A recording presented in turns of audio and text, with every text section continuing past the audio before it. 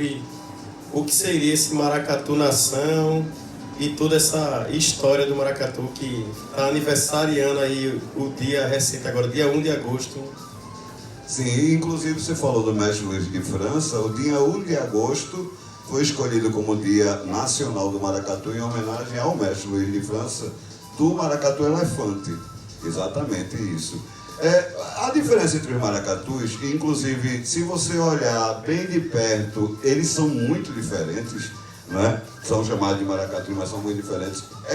Principalmente na questão musical. O maracatu de baque virado, ele é baseado em compasso quaternário. O maracatu de baque solto em compasso binário, né? Essa é uma primeira diferença.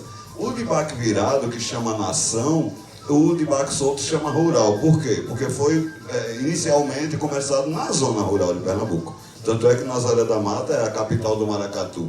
Mas quando chama capital do maracatu, é do rural. Hoje é uma gafe, eles se incomodam se você chamar de maracatu rural, porque inclusive na zona urbana há vários maracatus de baque solto. Para quem não sabe, a Várzea tem um maracatu de baque solto antigo. Eu só não sei se é tão antigo quanto o maracatu real da Várzea, se é um pouco mais antigo ou se é um pouco mais recente, que é o maracatu leão do norte da Várzea. Sim, sim. De Gilson. Gilson, isso eu conheci. Eu não sei como está hoje em dia, mas atua do lado da UR7, que é a Várzea do lado da margem esquerda do rio. É a Várzea de cima. A Várzea alta. Várzea, a gente está brincando com isso, pessoal, que está nos ouvindo, porque várzea são áreas planas à margem de rios que são alagáveis. Então, quando a gente fala várzea alta, é uma contradição, paradoxo. Sim, né? Porque a várzea está em terreno plano, né? Sim, e são áreas que os rios sempre tomaram aquela área. Sim, são terrenos férteis, por isso que a várzea é fértil em dois sentidos.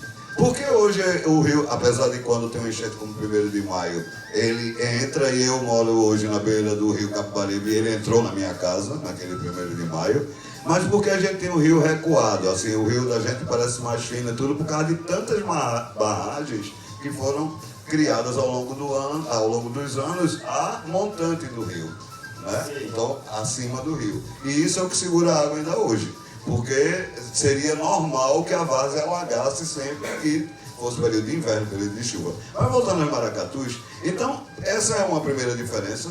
Hoje chama-se de nação e há uma discriminação com relação a isso. Os que se autodenominam nação porque tem um terreiro, então porque estão ligados ao candomblé ou à umbanda. Entende? E eu vejo isso muito de forma negativa. Eu não gosto dessa discriminação. Porque o nosso maracatu real da Várzea, a gente faz tudo que os maracatus de baque virado fazem. A gente só não tem um terreiro. A gente não tem uma sede. Então estamos lutando pela nossa sede. Mas se for olhar todas as outras características, nós somos um maracatu nação, sim.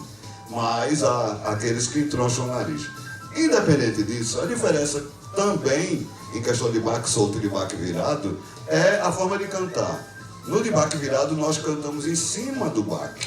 Então, o baque começa, vamos falar dos raízes, das músicas raízes, chamadas loas, são as loas de maracatu. Então, começa o baque e a voz vem em cima. E sempre com um solo e um coro. Um solo e um coro. Pergunta e resposta, pergunta e resposta. Na questão do maracatu de baque solto, há a percussão, e como eu falei, no compasso binário, então muito similar ao caboclinho, né, assim, na questão do ser binário. E tem sim suas raízes ligadas à nossa tradição indígena, de nossos povos originários aqui, e a voz vem num momento que para o baque. Sim, o poeta vai fazer o verso depois. Como recitativo, ele, né? Meu velho pé de Jurema é que cura meu cansaço. Aí o coro. Abissal também, o maracatuzeiro do essa é do nosso Pernambuco. É quem cura meu cansaço. Isso, coro, repetindo, aí vem o solo. Quando perto dele passo, a minha tristeza sai. Cada semente que cai é mais um verso que faço. Aí entra